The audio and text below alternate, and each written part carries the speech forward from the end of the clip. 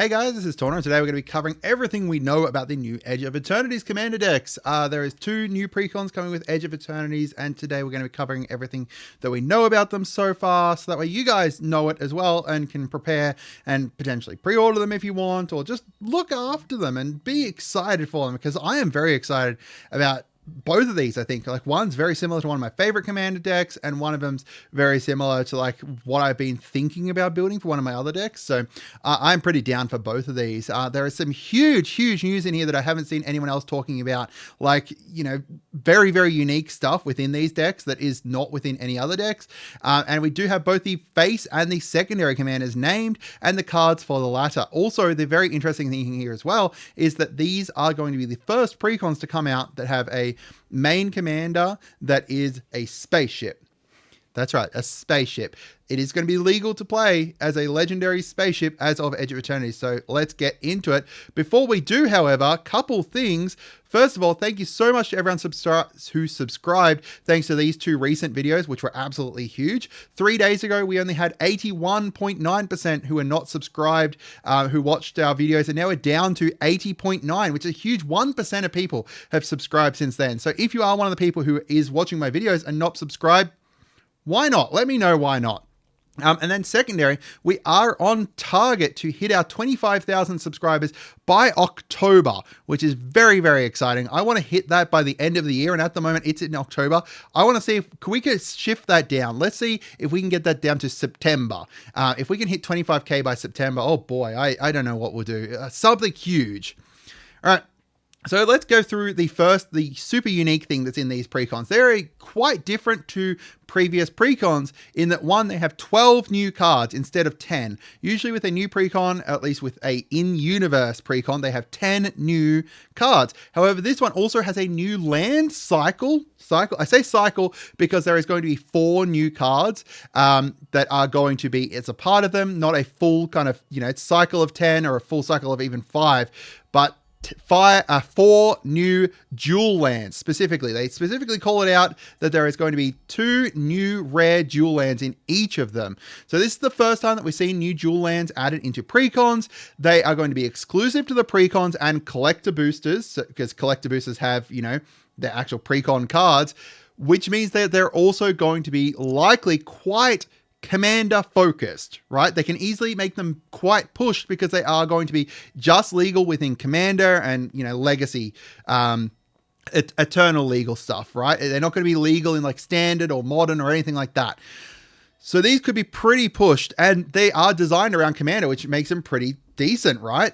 Remember the bond lands? These bond lands are huge, very great in so many different decks, right? Like they have some of what, top 5, I would say top 5 lands for commander these would be within. And yeah, maybe we'll see something of that strength within these. Maybe it's bond lands that can cycle or something. Who knows? Let me know what you guys think they're going to be. So going into the first one here, this is the World Shaper precon. So this is built around sacrificing your lands and then regrowing them. AKA, you're going to sacrifice your lands into the graveyard, and then you have ways to be able to bring them back and then get landfall triggers. Keep in mind that within Edge of Eternities, Gruul is landfall.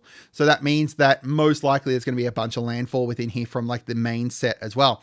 Now, as opposed to the Desert Bloom precon, which doesn't really care how your lands get into the graveyard, right? Like Yuma doesn't care how they get into the graveyard. He just wants them in the graveyard, whether it's discard, sacrifice, mill them or whatever. This one here seems to be more focused around the actual sacrificing them. So you're going to sacrifice them, get value from that. Now, there's obviously going to be some crossover between those precons. Heck, they share like 2 colors. But realistically, there's going to be a fair few differences. Mostly around that sacrificing is what I'm thinking around and what they kind of hinted towards. So let's see. This is our commander here. This is our secondary commander, not our faith commander. This is specifically the secondary commander, they called them. So this is Sazril. I don't know how to pronounce that. Genesis Shepherd here. So this is a Jund deck. He's an insect druid. He has flying. You may play lands from your graveyard, and then whenever you sacrifice another non-token permanent. So non-token permanent, and also has to be during your turn. So you can't sacrifice treasures to trigger this, but it can get pretty huge if you have ways to buff him up. You know, like there's that new 2 mana, one colorless, 1 green, landfall, put a +1/+1 counter onto a creature from Final Fantasy, and that would be great here because then you can also buff up Strazerol. So then when you sacrifice your lands, then you're going to be able to put out +1 counters onto a different creature equal to whatever his power is. So you want to power him up as well as power up, and then he powers up other things when you sacrifice stuff. So really interesting things you can pull off with here. So this is obviously like a payoff commander, right? Like this is a payoff for you sacrificing some things, which typically means the other commander is going to be the one that is going to actually sacrifice stuff. So this one here is Heart Hull, they called it. So it's a seed ship. So not much is known yet about it, but we can assume that it is going to find ways to sacrifice your lands to get benefits. What's his face? Yuma already does that. Whenever you attack or he enters the battlefield, you sacrifice a land to draw a card. Who knows how this one works? Maybe it's like you sacrifice a land to bring one back from your graveyard. I don't know. Like, this is going to be huge for like Evolving Wilds and stuff, right? Like Evolving Wilds will be pretty bonkers in this because you get like the triggers off of Strazerol whenever it happens, and then if you've got other ways to sacrifice things as well. So let's get into some likely reprints. So I've split this into two different things: likely reprints and then unlikely. So these are ones that I think will get reprinted within it, and then there's other ones that I don't think will. So Splendor Reclamation I think is going to be in here. Like, these are ones that I would not go and purchase to get ready for this deck. Crucible of Worlds, I think that they will do a new art for Crucible of Worlds to be within here. They do add some big money cards in here, right? Like Crucible of Worlds. So I would definitely expect Crucible of Worlds to be reprinted in here, especially because look at the art. It's already like planety. We've got Titania, Protector of Argoth, cares about your lands going to the graveyard from the battlefield. Yep, perfect. Scoot Swarm. They always reprint Scoot Swarm whenever they're doing a landfall deck, and given the fact that our commander here, well, our secondary commander is already an insect, more insects would make sense. We've got Ancient Green Warden. Double all those land ETBs, definitely, but also lets you play your lands from the graveyard. Either that or Runacap Excavator, I think it is, which lets you play lands from the graveyard. Just additional ways to play lands from your graveyard, most likely, but I think this is the most obvious one. We've got Zuran Orb. Yeah, I don't think I need to explain why Zuran Orb's there. Elvish Reclaimer. Elvish Reclaimer is great, right? Like, pay 2, pay 2, tap, sack a land, search your library for any land, put it onto the battlefield tapped, then shuffle your library. Great card for this deck. And then, also gets +2/+2 if your like graveyard has 3 or more lands. Great. We've got Gitrog Monster. I would not be surprised if they reprinted Gitrog Monster in here. It just suits the deck very well. Then unlikely reprint. So these are the ones I don't think are going to get reprinted because there's a few reasons. 1, Universes Beyond. 2, they may be too strong, right? Like, they do want strong precons, but they don't want them to be too strong. And I think some of these might be too strong. And 3, like, just too much value, I think. Or like, there's Squandered Resources, which is on the reserve list. Squandered Resources would be great here, right? Sacrifice a land, you add the mana equal to that land, and then you can then replay the land from the graveyard or whatever. It's reserve list. It's not going to get reprinted. It's a great card. Corvold. So I put Corvold on here because I don't think that they'll reprint him within the space-based set. I don't think it would make sense, as well as the fact that they don't typically reprint cards that can be like the actual commander here, right? Like, you've got 3 mana here. I don't think that they'd reprint Corvold, because if they reprint Corvold, then everyone's just going to look at it as a Corvold precon, most likely. He does stuff that's going to be great for a land-based deck, though. As a commander or in the 99, he's going to work really well with it. Or a sacrifice-based deck, right? Scapeshift is just, wow. I really hope Scapeshift gets reprinted in here because I want that card to drop down in price, but I just think it's a bit too strong for it. Life from the Loam has just been reprinted in TDC, so Dragonstorm Commander, so I don't think they're going to reprint it in here. Definitely possible, but given the fact that the deck seems to be more focused around the land sacrificing than the land milling or anything, yeah, I think it's less likely. 6, yeah. I love 6. He's an amazing boy. He is great. He's going to work well with the deck, but I don't think he's going to get reprinted because he's just insanely great. Braids Arisen Nightmare. I don't think they'll do Braids because they don't like that kind of, Staxy kind of stuff too much. but Braids would suit it really well with the land sacrificing here. We've got Squandered Resources again, just because, again, definitely going to not get reprinted and definitely going to be an amazing card for this deck, in my opinion. Obnixilis the Fallen. Whenever a land you control enters, make someone lose 3 life, and then you get to put 3+1 counters onto Obnix. Great card. One of the few black landfall cards that is of note and has just been reprinted within TDC. Dragonstorm Commander again. So it's a great card that I don't think is going to get reprinted here, but will be amazing with the deck, in my opinion. Into the Counterintelligence. This one combines the power of artifacts with proliferation and counters. So it's likely going to focus around the new spaceships because they use charge counters, and anything else with charge counters, in my opinion. I really, really hope that it is not +1/+1 counter based, right? Like +1/+1 decks are interesting to a point, but there's just so many interesting spaces that they haven't explored with Commander decks specifically that would be really cool to see here. We do know that there's going to be a lot of proliferation. Our main commander here, again, not much is known besides it being a spaceship. There's even less known this time. We don't even know if it's like a, what type of spaceship it is. All they said was the interstellar vessel in spirit.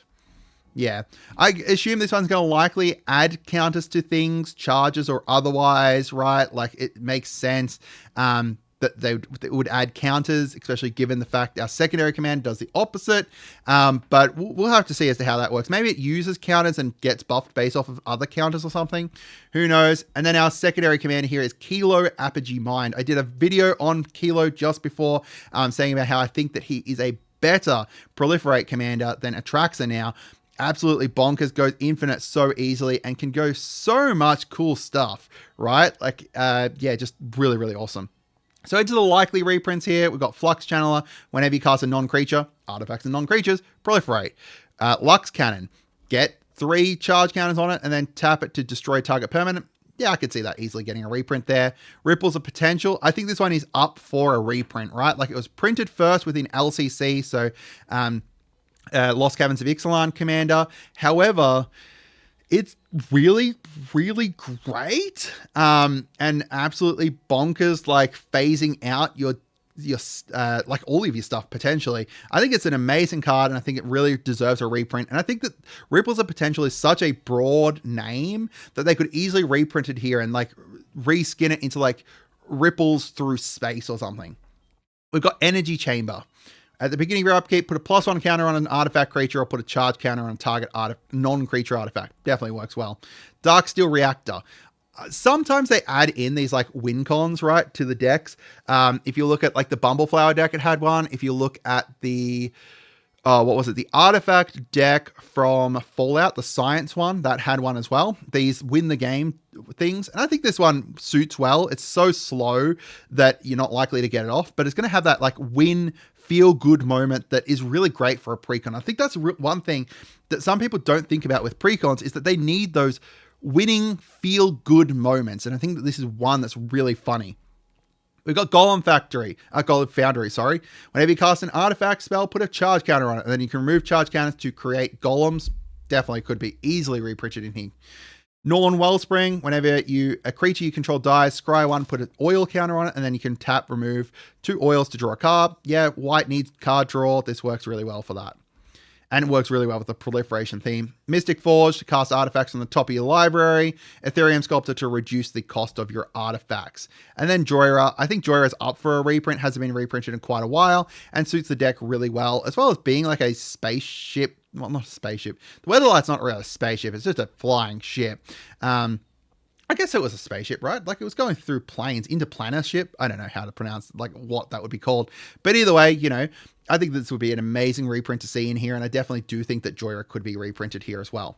Into the unlikely reprints, Resourceful Defense, just been reprinted within the most recent precon round with Counter Blitz and just works really well with the deck. I don't think they'll reprint the Ozolith, but I think this one works just as well, if not better, because it cares about all counters and everything like that, and then you can pay to move the counters around as well. Works really well, I think.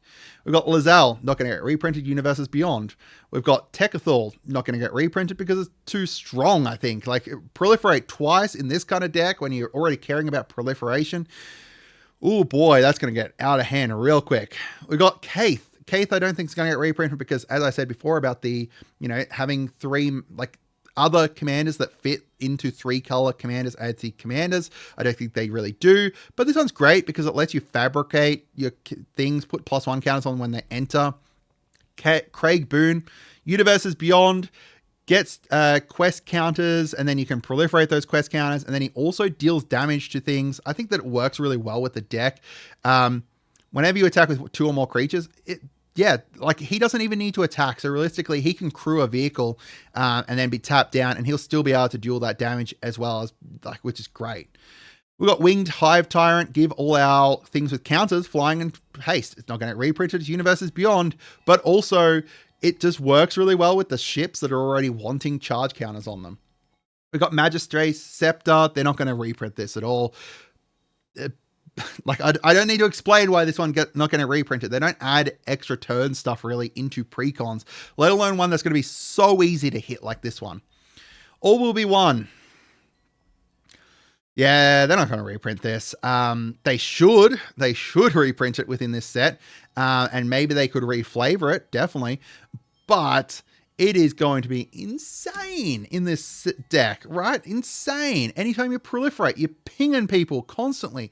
Anytime you know, try to crew your vehicles, or not crew vehicles, sorry. Is it crew? I don't know what it is. Crew your spaceships. I don't know what it's called for spaceships yet. I can't remember. When you crew your spaceships, boom. We've got Jeskai Ascendancy. Oh boy. Untap anytime you cast a non-creature spell. Give your creatures a +1/+1. And then whenever you cast a non-creature spell, draw and discard. Great card. Buff up your creatures. Why not? Turn your creatures. Oh, it's actually, oh boy. I didn't even think about the fact that you're tapping your creatures down to crew your vehicles, right? Oh, not vehicles. I keep saying vehicles. Your spaceships. You're tapping your creatures down to crew your spaceships, and then you can just use Jeskai Ascendancy to untap them. Yeah, that's pretty crazy great. We've got the Regalia. I just want to put this. I just want to put this vehicle in everything. It is a great card. It ramps you. It has haste. It only costs like crew 1. It's great. So let me know what you guys think. I hope you guys had a wonderful day, and goodbye.